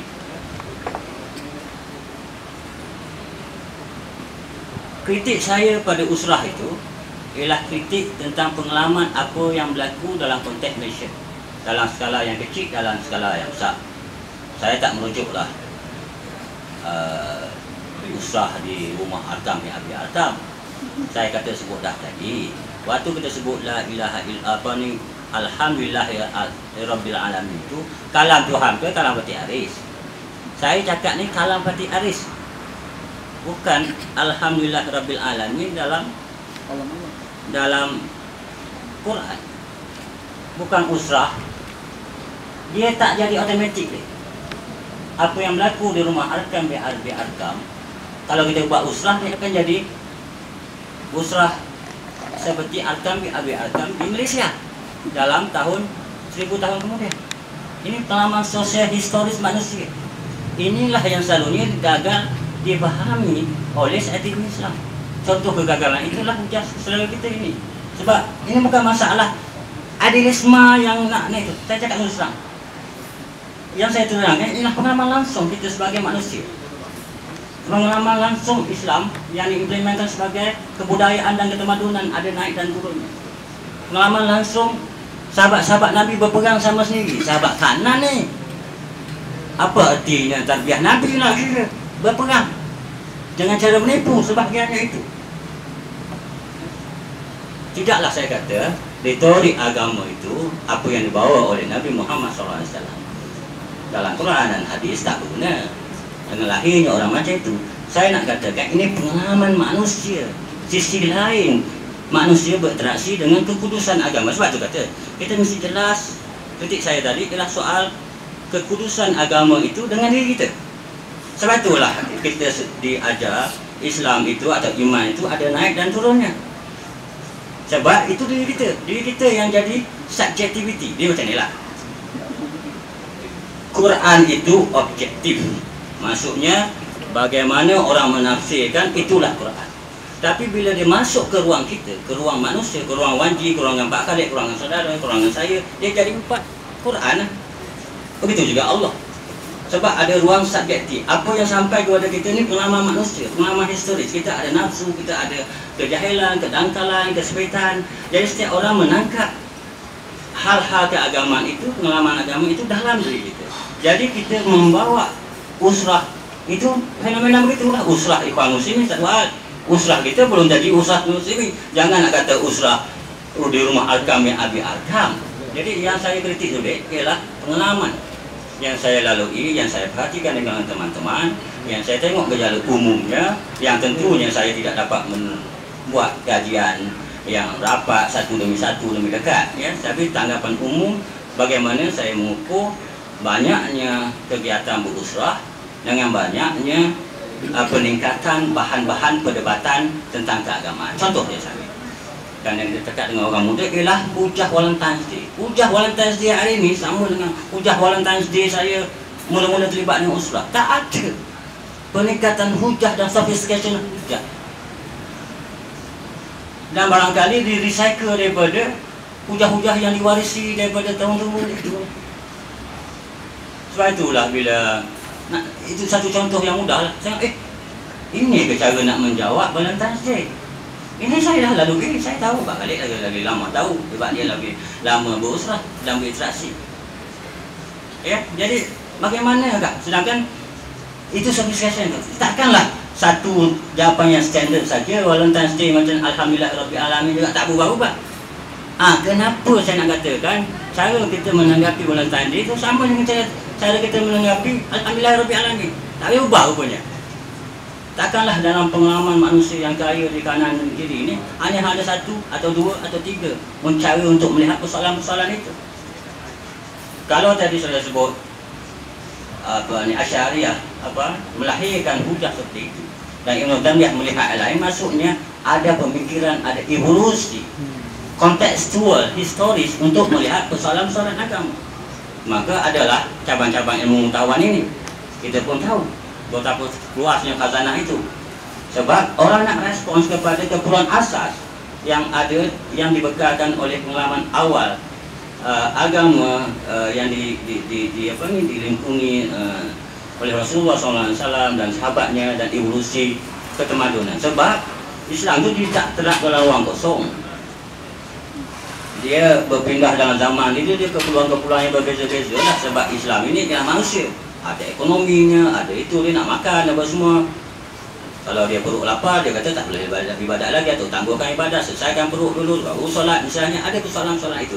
Jadi persoalan ini menjadi sebahagian daripada pengalaman agama. Jadi saya yang kritik ini usrah sebagai pengalaman agama. Saya tak ada ilmu untuk mengkritik wacana Islam klasik. Jadi saya ambil sisi lain pengalaman gerakan Islam itu ialah sikap-sikap, wacana-wacana, hasil-hasil penulisan, cara berhujah begini, ya, yang saya rasa saya boleh memberikan perkongsian. Ini bukan satu jawapan yang standard. Saya ulang lagi, tidak ada satu jawapan yang standard terhadap usrah. Misalnya Pak Khalid jelas, pengalaman dia berbeza, pengalaman saudara juga berbeza. Jadi saya rasa perkongsian itu barangkali akan datang meluaskan lagi orang melihat, oh usrah ni begini. Usrah ni ada 20 tafsiran. Bukan 20 kritik, cara nak mengkritik usrah ni begini. Tidaklah ada tu, jadi kita tulis lagi lah cara. Jadi kalau cakap retorik tentang bagusnya usrah tak memulai, sebab benda tu dah recycle dah lepas dah. Pak siapa dulu tulis Mustafa Kadir pun pernah tulis. Saya tak ingat tu Mustafa Kadir siapa kan. Ataupun PAS Selangor lah yang dikuasai oleh RC dalam Dewan Pemuda PAS dulu tak siapkan benda-benda ni macam-macam lah. Jadi tak memadai risalah usrah yang kecil yang dia latih itu. Sebab dalam konteks Malaysia dia harus dikontekstual dalam konteks pengalaman Malaysia.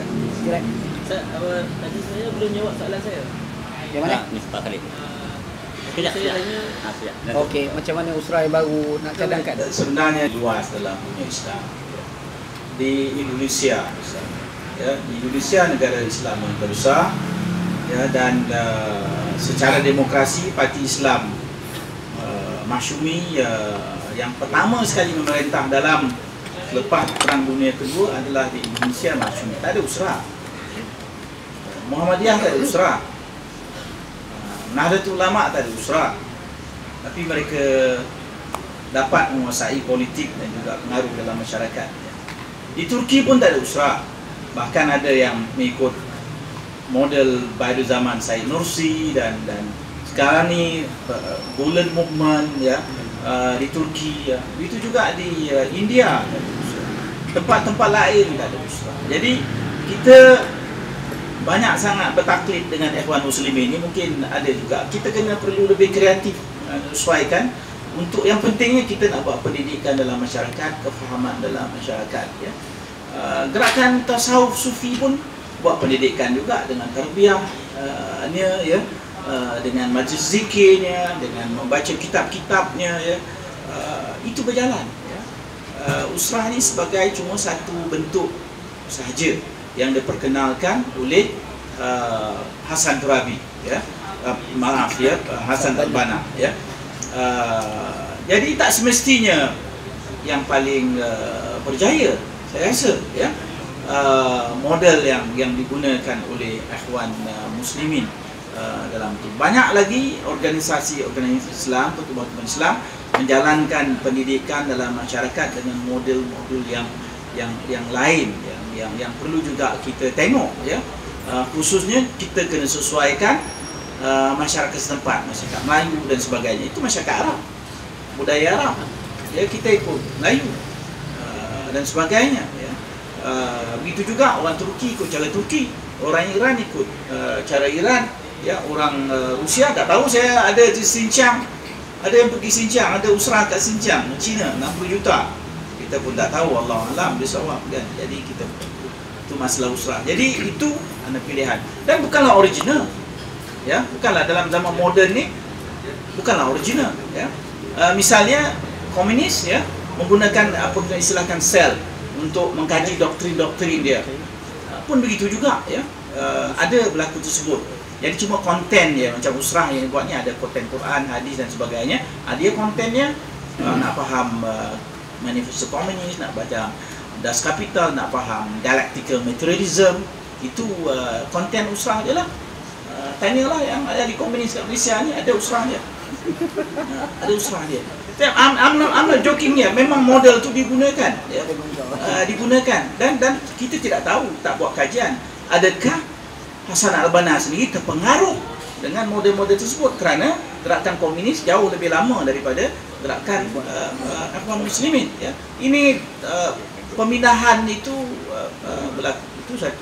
Keduanya pasal pengasas faham Ahlussunnah wal Jamaah. Ini saya akan ulas hari Isnin malam nanti, kerana saya akan mengulas buku Fazlur Rahman, risalah Fazlur Rahman tentang evolusi mazhab-mazhab tersebut. Saya tak mau terangkan di sini kerana ini penting, ya. Ramai orang bila sebut akidah ni dia tak nampak historical element. Historical element bagi mereka yang mengkaji ilmu kalam dan sejarahnya akan tengok dan itu berdasarkan kajian yang otentik sebagai seorang pengkaji Islam dan profesor Islam yang terkenal. Jadi kalau nak dengar hari Isnin. Okey, entah dia. Tadi boleh jawab soalan saya sebenarnya. Okey, ana nak komen sikit macam aku ulang tolong jawab. Pengurusi yang bias. Okey, sebenarnya kita tak boleh nak kata tau era sahabat itu boleh dikatakan sebagai Ahlussunnah wal Jamaah. Aliran pemikiran ni, kita kena ingat mazhab yang paling tua ni Syiah, bukan Sunnah. Dia bergaduh zaman sahabat, tapi bermulanya pemikiran Ahlussunnah wal Jamaah adalah perdebatan antara Al-Imam Al-Hasan Al-Basri dengan Mu'tazilah. Itu bermulanya datangnya label Ahlussunnah wal Jamaah. Cuma Ahlussunnah wal Jamaah itu sendiri dia telah mengalami beberapa perubahan. Bila berhadapan dengan Mu'tazilah, lahirlah apa yang dinamakan sebagai Hanabilah. Kemudian bertukar kepada Al-Asy'ariyah, dan Abu Hasan Al-Asy'ari dia bukan waksi pada 13. Dia pergi tambah 7 lagi, itu Abu Mansur Al-Maturidi. Sebenarnya lah, itu satu fakta lah. Yang kedua, pasal apa ya? Okey, pasal Al-Arqam bin Abi Al-Arqam. Pada zaman tu dia ada konteks dia. Kita jangan tengok teks Ada rasa problem yang agak ketara bila kita membahaskan sesuatu mekanisme dalam kerangka dulu dan mekanisme yang kerangka dulu dia adaptasi di kerangka sekarang. Itu problem. Zaman tu pembinaan jundi. Dia bukan pembinaan jundi memang sesuai di kala itu kerana ialah zaman tekanan. Zaman sekarang kita bukan berhadapan dengan orang kerana kekuatan, tak. Kita berhadapan dengan manusia punya pemikiran. Jadi bentuk usrah tak payah kita nak ambil cara Al-Arqam bin Abi Al-Arqam. Tetapi mungkin kita kena tukar dalam bentuk-bentuk yang lain.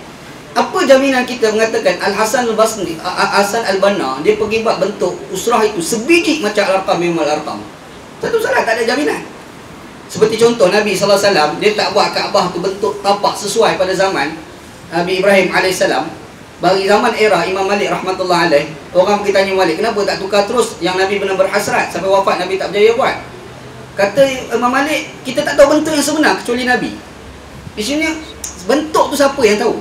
Apa jaminan apa yang dibuat oleh Al-Hasanul Banna tu sesuai serupa dengan apa yang dibuat oleh Al-Arqam di rumah Al-Arqam bin Abi Al-Arqam. Dan kalau kita kata Al-Banna dia membina judi, ya betul. Sebab zaman tu zaman tekanan. Tapi zaman sekarang, perdebatan gerakan Islam bukan melibatkan pembinaan judi. Dia bukan pembinaan jundi, tetapi dia pembinaan pemikiran, kelembapan gerakan Islam di serata dunia. Ana tetap mengatakan ikhwan muslimat adalah gerakan yang tak cerdik. Dan ana lebih beranggapan PAS lebih jauh cerdik daripada ikhwan. Bukan ana nak kata PAS tu bagus tak? PAS pun tak bagus. Tapi dia nak banding dengan ikhwan, rasa ikhwan PAS lagi cerdik. Sebab dikala PAS telah hantar calon perempuan untuk tani belah raya, ikhwan baru bincang halal ke haram. Dia baru bincang halal ke haram, halal ke haram. Tapi PAS dah hantar dah wakil. Maknanya ikhwan ni mundur. Dan bila dia mentadbir Mesir, berapa hari dia boleh tadbir? Kalau dia pandai, dia mesti lama lah. Kau mesti pandai berinteraksi dengan politik. Itu gambaran kau tak pandai berinteraksi dengan politik ketika berhadapan dengan golongan-golongan yang jahat. Pada macam tu. Kalau kau pandai, kau akan mengurangkan kerosakan. Kalau kau pandai. Okey? Dua. Yang ketiga, bentuk yang kita nak buat, membina muslih, orang baik. Padahal Quran dah sebut. Allah SWT sebut dalam Quran, wa ma kana rabbuka liyuhlikal qura bizulmin wa ahluha muslihun. Allah Ta'ala tidak akan membinasakan ahli sebuah kerajaan itu secara zalim kalau rakyat dia saling melakukan islah. Imam Fakhruddin Ar-Razi dalam kitab At-Tafsir Al-Kabir, Mafatihul Ghaib ataupun nama yang lain, dan perkataan ini dinukilkan oleh Qaradawi dalam kitab dia Daur Qiyam wal Akhlaq, Daurul Akhlaq wal Qiyam fil Iqtisad Islami. Dia menyatakan kerajaan itu merujuk kepada kerajaan bukan Islam, bukan kerajaan Islam. Tafsiran daripada ulama-ulama muktabar. Maksudnya dikatakan muslah itu tak semestinya datang daripada orang Islam. Kadang-kadang muslah itu datang daripada orang bukan Islam. Bahkan Quran banyak mengakui kebaikan dilakukan oleh orang bukan Islam. Wa min ahli kitab man in ta'man wa bi qintarin yu'addihi ilaik.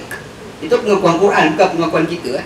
Jadi dengan usrah pembinaan golongan muslim, padahal dia jadi orang baik tapi mungkin tak jadi orang cerdik. Bahkan kadang-kadang kita kena terima hakikat kadang usrah juga lah medan untuk projek pembodohan. Kadang-kadang kita bukan nak buang usrah, tapi macam mana projek usrah ini dijadikan sebagai projek kebijakan pula, bukan pembodohan. Gitu. Itu komen Ana. Allah Allah. Sikit je lah. Kalau kita kata ikhwan tu lebih bodoh daripada PAS. Ikhwan tu banyak tak banyak dia dah masuk lebih pada 73 negara. Kalau PAS tu berapa negara je? Masuk banyak negara, tak satu, semestinya pandai. Siapalah satu. Lepas tu antara memandang satu tu dari sudut kacamata politik. Tapi ada orang memandang satu benda tu, penguasaan dia tak kata tak mestinya saya menguasai politik, saya menguasai isu negara dengan cara politik. Kita kena ingat, politik adalah sebahagian daripada Islam, bukan Islam sebahagian daripada negara politik. yang ada kuat, negara itulah teruk. Rasuah tinggi banding dengan negara tak ada gerakan Islam. Okey, contoh kita tengok kejatuhan di Mesir.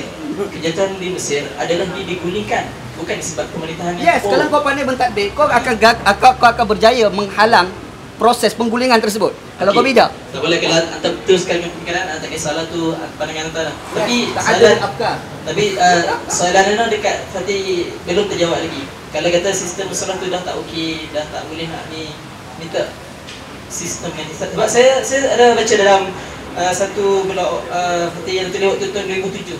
Kalau hari ni Saudara Fatih kata usrah tu dia macam tak ni sangat. Tapi kalau dalam petikan tahun 2007 tu yang saya baca, dia adalah berkaitan kritikan terhadap pembawaan usrah ke arah politik.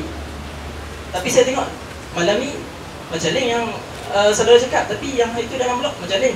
Tapi yang kalau ini awak cakap berdasarkan pengalaman, tapi yang itu adalah politik. Jadi kontra tu niat. Tu das soalan saya, apa sistem pengganti dia nak pastikan orang betul baik. Tak kisahlah mungkin ikut cerita beli ke. Kita kan. Okey, itu. Saya sebenarnya bukan masalah buang tak buang usrah. Saya paradoks yang asas yang saya timbulkan ialah bagaimana bagaimana tempat sel paling asas untuk mendirikan negara Islam itu tidak memproyeksikan ilmu pengetahuan. yang memadai untuk dia membangun. Dan kita faham dalam retorik asas yang disebarkan dalam usrah ini, Islam tu cara hidup kan. Itu tak masuk itu apa ni retorik ikhwan lagi. Malamnya sebagai apa? Urusan Itu siangnya sebagai ini. Oh, lemah kita ni buat ni. Betul saya cakap terus terang, tapi itu tak apalah. Saya anggap itu sebagai retorik bahasa yang mudah. Saya memang baca. Dan saya layanlah Musa masyhur. Saya memang kagum. Pada saya kata kalau saya memang saya lagi terkagum dengan Abu Karim Zaidan tentang usul dakwah dan segalanya ya. Yang saya masukkan bagaimanakah satu bentuk format pendidikan mingguan ataupun berkala yang dapat melahirkan aktivis agama, aktivis dakwah, aktivis gerakan Islam yang kompeten, yang serasi dengan tuntutan zaman. Dan zaman ini tak menunggu kita. Zaman ini tak menunggu kita. Kalau politik dah 2-3 langkah lagi nak pilihan raya nak menang macam di Terengganu Kelantan, mana kita nak tunggu lagi? Kita kena buat lah. Tapi apakah persiapan sementara kita ada ruang? Dan jangan kita salah faham. Projek gerakan Islam ni serius. Dah banyak negara yang telah berjaya dikuasai dari segi politik.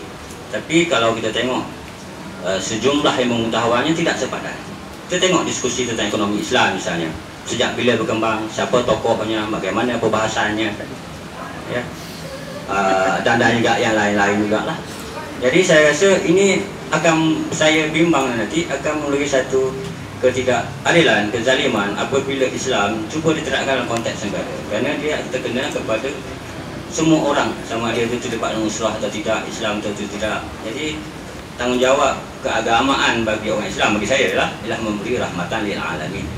Jadi sebahagian tugas memenuhi tanggungjawab rahmatan lil alamin itu ialah melaksanakan gerak kerja kenegaraan, sosial dan kebudayaan berdasarkan satu asas teori yang utuh dan mantap. Dia tidak boleh ada retorik. Kalau tidak ada jambatan.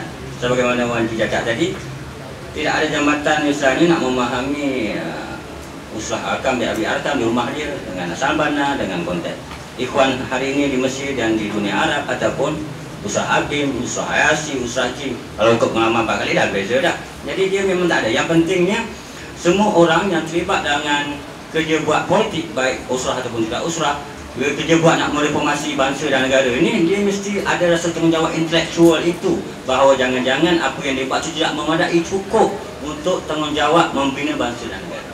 Kalau dia nak menyampaikan, kita tanya diri kita, jangan-jangan aku ni belum cukup Islam untuk menjadikan, adakah aku dengan ilmu pengetahuan itu berlaku adil untuk, misalnya saya misalkan ya, nak bercakap ni, adakah saya berlaku adil kepada saudari untuk memahami usrah?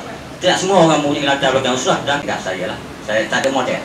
Tapi saya rasa kalau nak teruskan boleh. Dalam artikel itu saya jelaskan, nak teruskan boleh. Tapi saya bertanyakan kenapa dia menjadi satu sehala saja? Kenapa tidak beragam? Kenapa tidak kritis? Kenapa daripada sekolah menengah sampai sekolah menengah sampai situ, tempoh sampai itu, grad pun dah kahwin anak 3 pun macam itu juga.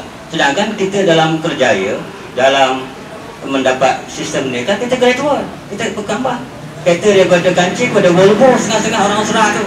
Tapi ilmu pengetahuan setakat masa yang diiktimai Islam lagi rupanya. La ilaha illallah. Jadi macam mana tu? Tak boleh nak. Nampak tak? Nampak? Itu masalahnya. Adakah sistem gerakan Islam boleh memberi keadilan seperti itu kepada ahli-ahlinya sendiri? Jangan ceritalah dalam konteks masyarakat. Okey, dah. Ruslat ada tanya soalan. Saya mengkaji tentang silibus-silibus surah daripada berlainan jemaah. Ada PAS, Abid, Ismail, Jim, Ikram yang baru. Dan saya lihat dari sudut lebih seragam, dari sudut dari satu segi. Cuma saya setuju dengan tulisan tersebut ada dari satu konteks, iaitu mematikan bakat. Kadang-kadang kita boleh fikirlah, siapa tokoh futsal daripada orang yang tidak berusaha mematikan kelebihan dia sebagai seorang atlet. Dia tidak daripada usaha ini membina orangnya menjadi tokoh kepada bidang tersebut.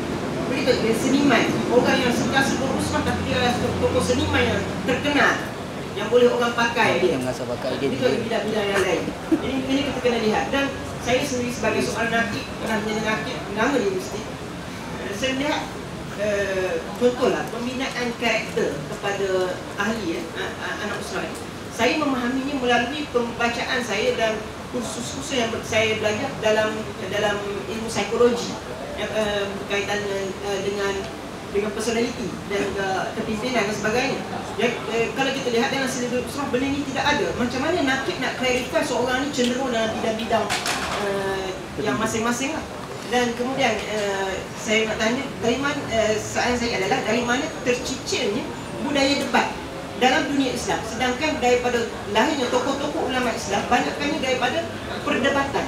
Dan kalau lihat yang mutakhir pun, kalau kita saya ambil contoh Syed Sabiq yang menulis Fiqh Sunnah, daripada zaman awal lagi sebelum dia akhir balik dia telah berdebat. Begitu juga Syed Badi'uz Zaman An-Nursi, sebelum akhir balik lagi dia telah berdebat dengan ramai ulama.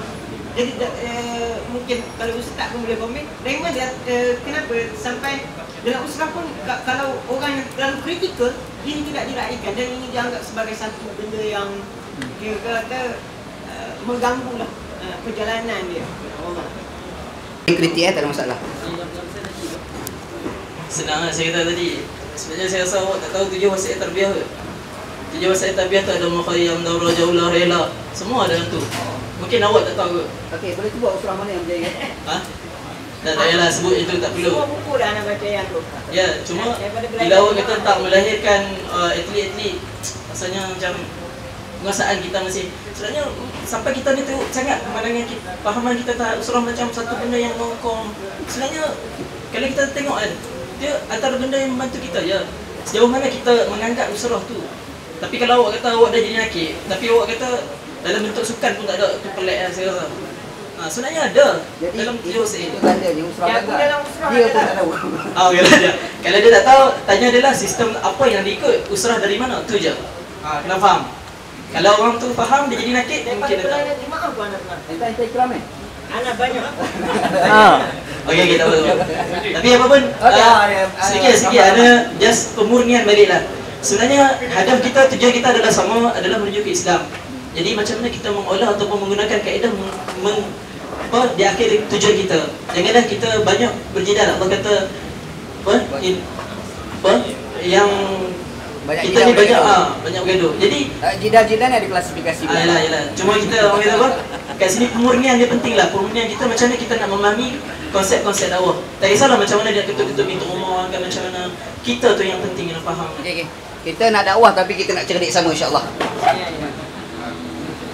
Assalamualaikum warahmatullahi wabarakatuh. Saya kena bangun, Dari pengalaman saya dalam usrah ni, sebenarnya usrah ni maksudnya keluarga. Ya. Jadi nakib tu maknanya ketua keluarga. Ilmu ni sebahagian daripada di usrah. Jadi dia bukan bermakna bila kita ke usrah, keperluan ilmu tu dah settle. Nah, jadi keluarga tu dibentuk atas dasar iman. Jadi hati-hati dalam keluarga tu diikat dengan iman kepada Allah SWT. Nak jalan PAS ni dah lama buat usrah. Cawangan tu usrah lah. Ketua cawangan tu nakib. Kan? Dalam cawangan macam-macam aktiviti. Tapi Rahman rompas kan? Dia PAS. Jadi itulah yang dibuat oleh Hasan Al-Banna. Cuma beza dia orang Arab ni dia faham Quran. Dia mahir bahasa Arab. Orang Kristian dia boleh baca Quran yang tak ada baris. Fasih dia baca. Itu beza dia. Jadi dia boleh bila dia bincang Islam tu, bila dia bincang pasal agama, dia boleh tinggilah, dia boleh buka Quran, dia faham. Dia beza dengan kita. Jadi usrah ni bukannya ganti ilmu. Dia kalau orang ikut usrah dia kena pergi seminar, kena baca buku, kena. Jadi usrah pergi kat kampung lain, cawangan kampung aktiviti lain. Dia kuliah kan, ada kuliah. Jadi masalah sekarang ni ialah bukannya usrah, masalah dia ialah sistem tarbiyah satu-satu jemaah tu. Dia nak menekankan apa? Dia nak menekankan pergerakan, atau dia nak menekankan ilmu, kan? Atau apa objektif? Atau dia dalam PAS ni, kepimpinan ulama ni asalnya daripada Syiah. Dia lawan Syiah. Sebab Mustafa Ali tanya Pak Ali lah, Mustafa Ali semua tu pergi Iran nak bawa balik konsep unit amal tu pasca apa dia ambil daripada konsep. Sebab Syiah ni dia very organized. Tu kelebihan Syiah. Dia very organized. Salafi kan. Saya masih US dulu, saya pernah ikut surah Syiah. Saya pernah duduk dengan orang Syiah kuat ini. Kita memang very organized. Dia lain. Dia bila bercakap, dia tunggu dia ceramah. Ni ceramah kan. Lepas habis ceramah pasal apa? Zikir lepas sembahyang. Lepas habis ceramah mesti ada seorang bangun bagi kopi. Ni zikir. That's how organized dia. Dia daripada kecil. Bagus dia ambil lah seperti Syiah ni kan. Tapi kalau orang tanya saya, kalau saya hidup zaman Ali lawan Muawiyah, saya akan berperang di pihak Muawiyah. Okay? Saya cakap betul. Sebab saya ni, kelebihan saya ialah saya banyak mengkaji politik. Dan Sayyidina Muawiyah jasa dia pada Islam cukup besar. Lebih saya rasa. Ali. Lebih daripada Sayyidina Ali, saya rasa. Contoh waktu jatuhnya kerajaan Rom Timur tu, Iskandariah berada dalam bahaya kerana takut diserang tentera laut daripada Rom Timur, daripada Konstantinopel kan. Muawiyah berjaya menubuhkan tentera laut daripada orang-orang Arab yang hanya tahu duduk dalam padang pasir. Boleh berperang tengah laut Mediterranean, berperang dengan tentera laut dan menyelamatkan Iskandariah. Okey, itu satu. Jadi isu surah ni sepatutnya tak ada isu lah. Kan? Apa tu pasal Asy'ariyah ni saya berpegang pada kitab terakhir Abdul Hasan Asy'ari, iaitu Al-Ibanah fi Usul Diyarah. Iaitu dan saya lupa. Dan apa dia? Balik kepada salah. Itu saya tidak mentakwil. Allah. Tadi abang cakap surah tu dia kampung kan untuk apa? Untuk dia nak bagi jadi orang baik. Boleh tak kita ubah untuk jadi orang cerdik? Boleh, nak tak nak je. Okey, Tapi ni lah. Sorry. Ada lagi. Dia tengok pada bangsa. Kalau bangsa tu bodoh, macam mana begitu usaha, dia tetap bodoh. Kalau bangsa tu pandai, dia pandai. Ada orang usaha nak jadi pandai lah tu. Okey. Dia apa? Dia tengok pada nak lah. Dia suruh kan. Dia bila tak nak lah. Buatlah apa pun usrah ke, nak buat skema tarbiyah. Kalau nak bodoh, dia tak bodoh. Okey. Kalau nak pandai, dia pandai. Bagi Ben. Soalan Rika, kalau usrah dihapuskan, apa masalahnya? Cernas, secara dalil apa je lah keluarkan. Sebab tadi ada bersungguh dengan nama usrah. Kalau usrah dihapuskan, apa masalahnya? Tak boleh keluarkan dalil. Keluarkan segala dalil. Imam Ghazali ada usrah, tak ada usrah. Ni siapa nak jawab ni? Kita tanya soalan dulu. Syekh. Nanti. Nanti bagi dia. Pasal dia soalan dia cepat kali jawab. Kali nampak betul. Okay, saya tak jawab soalan dari Syakir kot sebab nak jawab pertanyaan saudara tadi tentang daripada kalangan ahli-ahli usrah ni, memang orang yang lahir daripada guru usrah menjadi seorang tokoh ulama. Setakat ni memang saya pun tak nak jumpa lah, dan saya memang setuju lah kata-kata saudara kan yang tadi, topi kan? Syekh, bahawa kalau lambat usrah tu ni, dan saya cakap sini pun atas pengalaman lah, bukan atas pengetahuan. Kalau macam pengetahuan mungkin saudara Fatih dan yang lain akan lebih banyak pengetahuan daripada saya lah kan. Jadi tentang pengalaman saya sendiri, bahawa daripada orang kata apa, adik-adik usrah tu untuk melahirkan tokoh memang takkan ada, disebabkan bukanlah itu matlamat usrah. Matlamat usrah bukan nak melahirkan tokoh-tokoh yang akan daripada usrah sahaja akan melahirkan tokoh yang sangat intelektual hanya dekat usrah, tak apa benda-benda lain. Takkanlah, tak mungkin lah. Kerana di mana kita ambil kata apa, kepentingan usrah itu sendiri adalah hanya untuk menyampaikan kalimah-kalimah Allah sebagaimana Rasulullah ni. Surah Al-Baqarah ayat 151, kama arsalna bikum rasulan minhum yatlu alaihim ayatihi wa yuzakkihim wa yu'allimuhumul kitab wal hikmah. Itu je. Tapi ada kalimah al-hikmah. Hikmah tu betul. Betul lah. Okey. So yang keempat-empat tu, itulah peranan Rasulullah SAW pada para sahabat dia. Yang pertama, nak sucikan hati, di mana semua manusia ni adalah manusia berdosa. Maksudnya manusia buat silap yang akan ada dosa. So peranan usrah di sini, maknanya peranan ayat-ayat Allah ni kita nak sampaikan melalui individu untuk menyucikan hati. Menyucikan hati dan untuk berbicara secara intelektual dan semua tu itu bergantung pada nakib.